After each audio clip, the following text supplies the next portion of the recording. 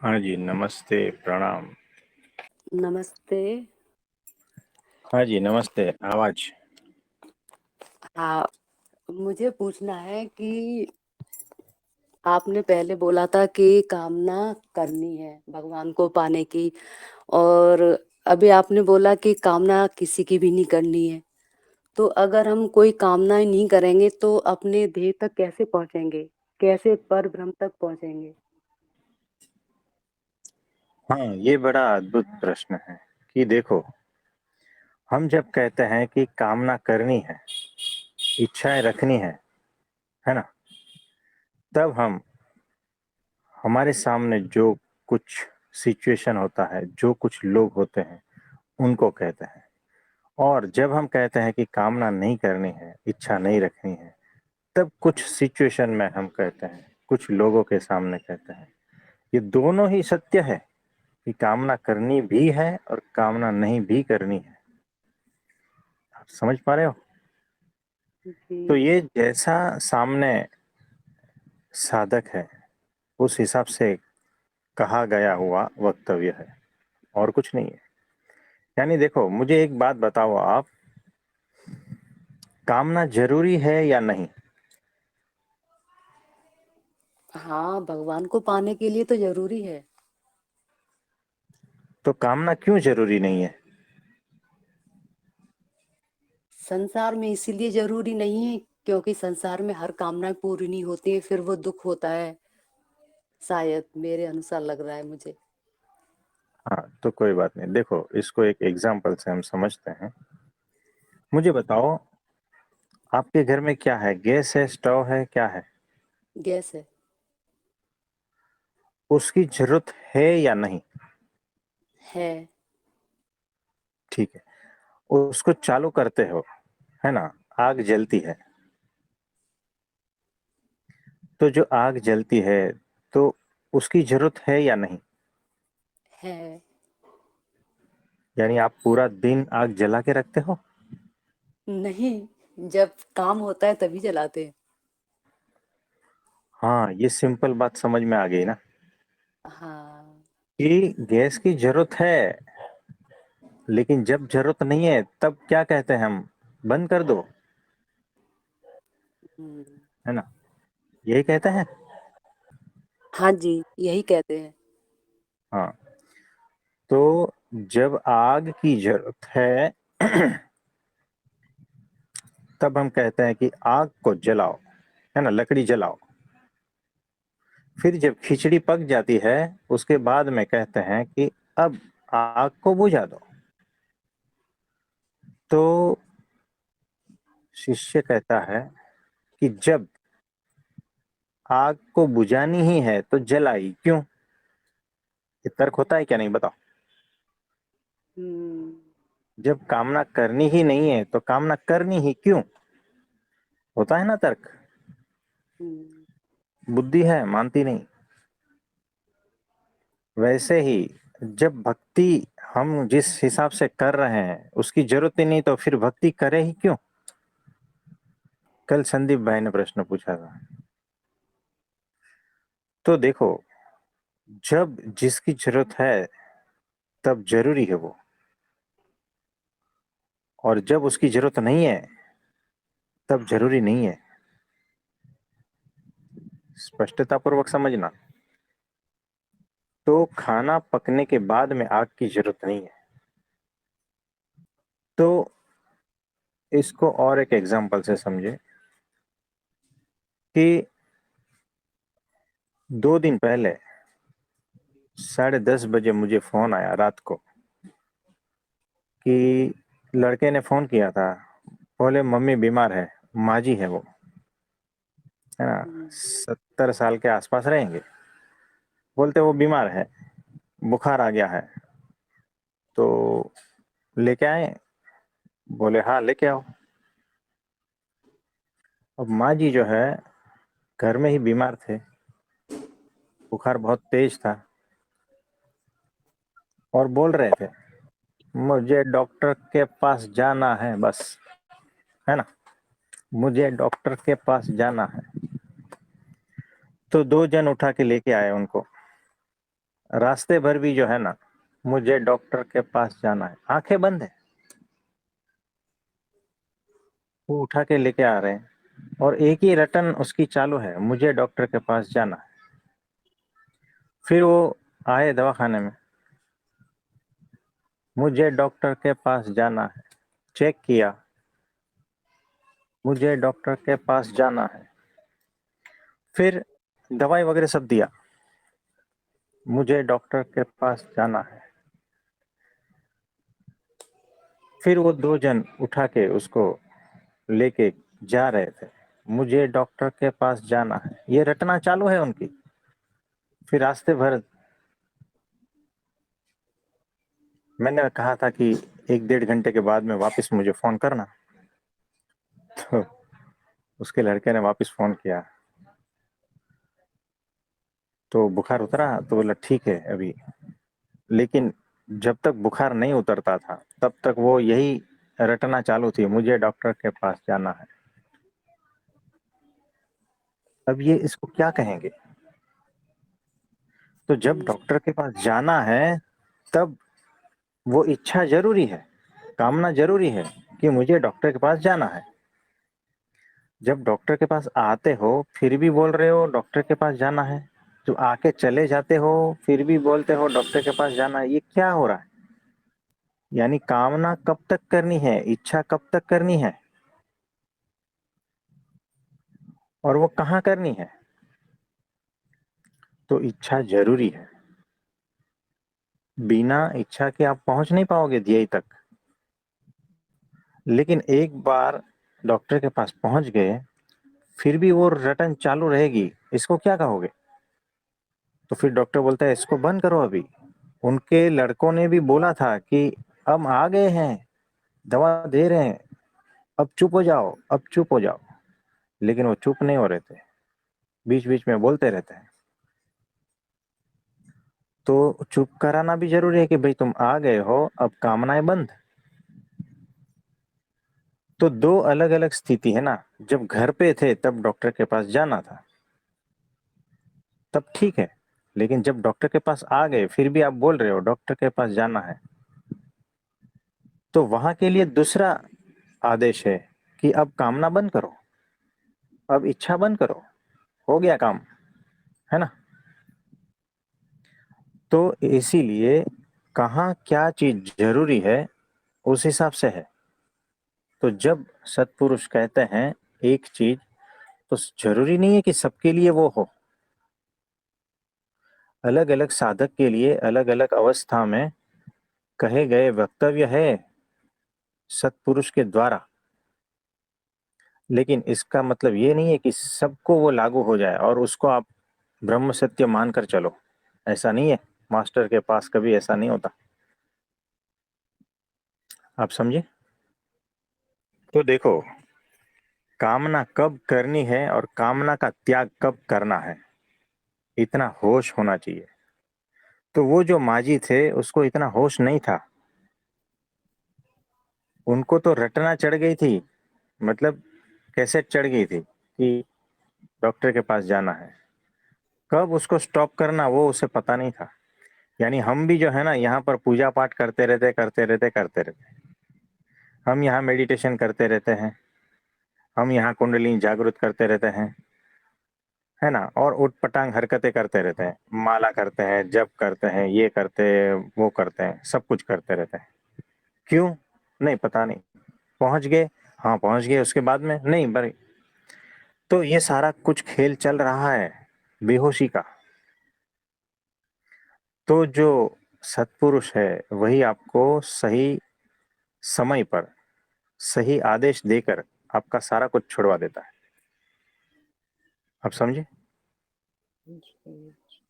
तो ये बात है। और कुछ बोलना चाहेंगे? इसमें जैसी हमारी स्थिति होती है उसी अनुसार आप बताते हो कि आपको कामना करनी है, आपको नहीं करनी है। हाँ एग्जैक्टली ऐसा ही है कि हर साधक की स्थिति अलग अलग होती है, और किस अवस्था में वो सत्पुरुष के पास आया है और क्या प्रश्न पूछ रहा है, उसके हिसाब से ही उसका स्पेसिफिक आंसर है, जो सबके लिए नहीं है। आप समझ पा रहे हो? जी। तो ऐसा है। वो हमें कामना रखनी है भगवान को पाने की, यही ना? हाँ, परमात्मा को पाने की कामना रखनी ही है, और ये सबके लिए है अभी तो, है ना। फिर जब ये ऐसा हो जाता है ना कि डॉक्टर के पास आ भी गए हैं, दवा भी दे दिया है, फिर भी आपके वो जो बुखार चढ़ा है ना सर पे, परमात्मा को पाना है, परमात्मा को पाना है, परमात्मा को पाना है, ये बुखार जो चढ़ा है ना, वो बुखार भी उतारना है। तो सत्पुरुष जो है इंजेक्शन दे देंगे तो बुखार उतर जाएगा, फिर अपने आप वो जो रटना है वो सारी बंद हो जाएगी।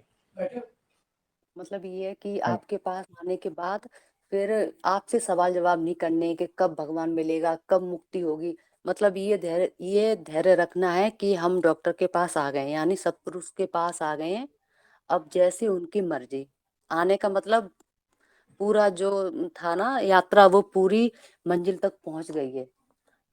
हाँ, देखो, सत्पुरुष यानी अक्षर ब्रह्म सत्पुरुष, और वो हमारे गुरु जी हैं। आप समझ पा रहे हो? यानी जी। सीधा तीर हम पे मत चलाना। तो जब वहां पहुंच जाते हो तब सारी यात्रा खत्म, फिर वो रटना बंद। आप समझ पा रहे हो ना? ऐसा है। तो जी। इसमें और कुछ पूछना है? हाँ, जो अभी आपने बताया ना, इससे ये समझ में आया कि जैसे उन महिला का आपने उदाहरण दिया था कि सतपुरुष के पास आ गए, कामना थी भगवान को पाने की, है ना, अब उनके पास आ गए। फिर ये बार बार वो कामना को दोहराओ मत कि हम कब होंगे, कब मिलेंगे, क्योंकि हमारे अंदर इतने आवरण है, वो हमको नहीं दिख रहा है। जैसे उनके अंदर बीमारी है, पहुंच गई फिर भी वो लगी रही, है ना। तो हम आ तो गई हैं, जैसे हमारे आवरण हटेंगे तो हम डायरेक्ट वहां पहुंच ही जाएंगे, ब्रह्म स्वरूप स्थिति में स्थित हो ही जाएंगे ना। अगर हम दोहराते कब होंगे तो ये हमारी बेवकूफी है। एग्जैक्टली ऐसा ही है कि वो बुखार चढ़ा है ना, बुखार की वजह से हमें दिख नहीं पा रहा है ठीक से, सर में चढ़ा है ना, सामने डॉक्टर है और हम क्या कर रहे हैं बेहोशी में, हाँ, अर्ध जागृत अवस्था में, कि डॉक्टर को बुलाओ, डॉक्टर के पास जाना है ना। किसी को ज्यादा बुखार रहता है तो बोलते हैं पानी, पानी पिलाओ, पानी पिलाओ, पानी एक गिलास पी लिया, पानी पिलाओ, पानी पिलाओ, फिर और पानी पिलाओ, पानी पिलाओ, पानी पी लिया है, अब पानी ज्यादा पिया नहीं जाता है, फिर भी पानी पिलाओ, पानी पिलाओ। होता है ऐसा, बुखार जब सर पे चढ़, ऐसे ही अज्ञान जब, बेहोशी जब सर पे चढ़ के नाचती है ना, सामने होते हुए भी मेरे पास आते हैं फोन, तो बस पूरे जिंदगी भटक भटक के मुझे परमात्मा के सामने क्या दिख रहा है भाई, नहीं मुझे परमात्मा दिखाओ, मुझे वो क्यों नहीं हो रहा है, क्या करना है भाई, वो एनलाइटनमेंट कहते हैं ना, वो सारा कुछ क्यों नहीं हो रहा है। भाई तुम्हारे आवरण ही है इतने, नहीं होगा, नहीं दिखेगा, आंखों से देख नहीं पा रहे हो सामने क्या है ना, कुछ और ही दिखता है। क्यों? क्योंकि भ्रम है, अहंकार है, अज्ञान है, माया का आवरण है। बुखार चढ़ा है सर पे तो बड़बड़ा रहे हो, बेहोशी है, तो ये सारा कुछ खेल चल रहा है। तो यहाँ हर इंसान, हर साधक, हर मुमुक्षु बड़बड़ा रहा है, परमात्मा दिखते क्यों नहीं, परमात्मा चाहिए। लोग तो कहते हैं कण कण में होते हैं, दिखते क्यों नहीं, तो बुखार चढ़ा है इसीलिए नहीं दिखते। तो वो जो बुखार ही आवरण है, वो जो रटना है वही आवरण है। तो थोड़ा होश में आओ, थोड़ा बुखार उतरने दो, थोड़ा शांत हो जाओ, तब कुछ दिखेगा कि हाँ भाई क्या है हकीकत में, है ना। तो ये ऐसा होता है। इसमें और कुछ किसी को पूछना है तो बताइए। मुझे और भी बोलना है कि हाँ। जैसे आपने बताया बुखार का, है ना, तो इसको ऐसे समझ सकते हैं कि हम, हमारी कामना थी भगवान के लिए, तो हम्म। हम सतपुरुष के पास आ गए। अब हम्म। सतपुरुष जैसे डॉक्टर दवा देते हैं बोतल चढ़ा के, इंजेक्शन लगा के, तो सतपुरुष की दवा है सत्संग, व्रत रखवाना और अपनी आज्ञा का पालन करवाना। ये सतपुरुष की दवा है। तो धीमे धीमे जैसे दवा ये गहराई से अंदर जाएगी तो वो आवरण हटते जाएंगे। तो फिर कामना रखते हुए भी कामना खत्म हो जाएगी। हाँ, ये एग्जैक्टली वैसा ही है। तो कामना का क्या है कि कामना फिर धीरे धीरे फिर वो डॉक्टर की बात सुनने लगेगा कि ये क्या कह रहे हैं। फिर उसको होश में आएगा। फिर ठीक है, हाँ मैं डॉक्टर के पास ही हूँ। अब क्या डॉक्टर के पास जाना है, ये सारा कुछ जो बड़बड़ाहट है वो सब बंद हो जाएगा और उसको वो दृष्टि प्राप्त हो जाएगी। वो एग्जैक्टली वैसा ही है कि जो उनकी आज्ञा का पालन करते जाओगे धीरे धीरे होश बढ़ता जाएगा, है ना। दवाई पीते जाओगे होश बढ़ता जाएगा। तो जैसे जैसे होश बढ़ेगा वैसे वैसे सारा कुछ साफ साफ दिखाई दे, अरे मैं तो हॉस्पिटल में ही हूँ, डॉक्टर के पास ही हूँ। अब क्यों बड़बड़ाना। बड़बड़ाना व्यर्थ हो जाता है, फिर सारी कामनाएं छूट जाती है। और कामना ही आवरण है कभी कभी, है ना। हम्म। हमारी जो कामनाएं हैं, वासनाएं हैं, इच्छा है, वही आवरण बना के बैठी है। पहुंच जाने के बाद भी मेरा कब होगा, अरे क्या कब होगा। नहीं, मेरा वो जो कहते हैं ना, हाँ वो। तो देखो ये सारी स्टंट बाजी है ना। कि उसका हुआ मेरा क्यों नहीं हुआ। तो अरे भाई आ गए हो तो हो ही जाएगा। तो नहीं, इसको इसमें बार ऐसे बार उसके बारे में सोचना नहीं है। इसको ऐसे भी तो समझ सकते हैं, इसका हुआ उसका नहीं हुआ, क्योंकि हर को बीमारी अलग अलग है, सबकी सोच अलग अलग है, तो उसी अनुसार तो होगा ना, क्योंकि प्रकृति हाँ सबके साथ न्याय करती है। हाँ, एग्जैक्टली ऐसा ही है क्योंकि कि जिसका किसी जैसा को वर्तन वायरल होगा फीवर है। वैसा ही। हाँ जी, देखो किसी को वायरल फीवर है तो 2 दिन में चला जाएगा, किसी को टाइफाइड है तो 15 दिन लगेगा, है ना। तो हम्म। लोगों को तो लगता है बुखार है, लेकिन असली बात बुखार नहीं है, असली बात भीतर का कौन सा बीमारी है।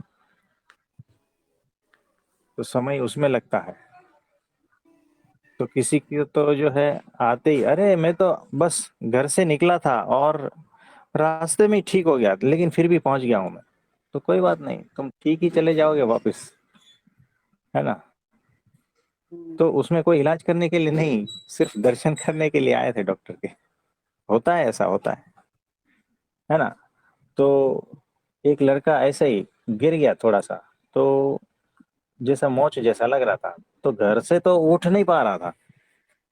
2 जन पकड़ के लेके आए और फिर जैसे जैसे थोड़ा इधर उधर किया, रास्ते में चलते चलते वो ठीक भी हो गया। फिर भी लोग लेके आए। तो मैं बोला अभी ठीक है। तो बोला हाँ एकदम ठीक है, उन्हें चल के भी बताया कुछ नहीं। तो दर्द होता है, नहीं दर्द नहीं होता है, तो लेकिन वहां तो ऐसा था कि कुछ मानो पैर ही टूट गया ऐसा लगता था। तो रास्ते में आते आते ही ठीक हो गया। तो फिर हम कहे कि भाई कोई दवा की जरूरत नहीं है, कोई बात नहीं, आए हो तो दर्शन करके जाओ। तो ऐसा होता है। तो बहुत सारी अलग अलग प्रकार की बीमारियां होती है, उसको अलग अलग समय लगता है। आ गए हो तो हो ही जाएगा, इतना पक्का विश्वास रखना। हाँ, हाँ, है और ना। इसमें ऐसे भी तो समझ सकते हैं ना, कि जैसे सबको बीमारियां अलग अलग होती हैं, है ना, तो बीमारियों में सबको दवा भी तो अलग अलग दी जाती है ना। तो ऐसे ही सब, ऐसे ही परमात्मा के पास आए हैं ना, ऐसे ही उसके लिए भी तो हो सकता है ना। एग्जैक्टली ऐसा ही है। एग्जैक्टली ऐसा ही है कि आपको जिन शब्दों को प्रयोग किया गया है ना आपके ऊपर, जरूरी नहीं है कि दूसरा जो है उस पर भी वही शब्द लागू हो।